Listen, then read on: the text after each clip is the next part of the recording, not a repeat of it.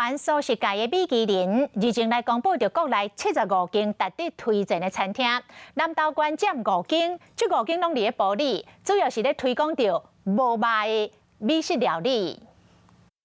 为了推广无卖料理，国内爱食菜色的人、和闽人，就会选出全台湾75间值得推荐的菜色餐厅。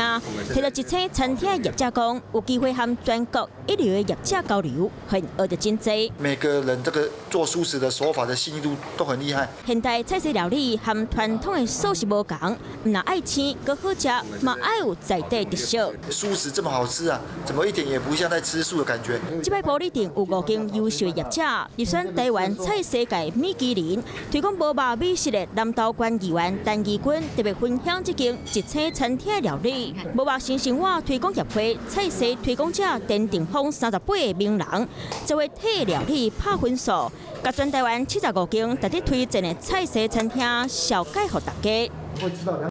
Hello， 大家好，我是乃瑜，要教给大家2个任务。第一个，华视新闻的脸书专页，你按赞了吗？还有华视新闻的 YouTube 频道，赶紧订阅起来，还要记得按赞，开启小铃铛哦。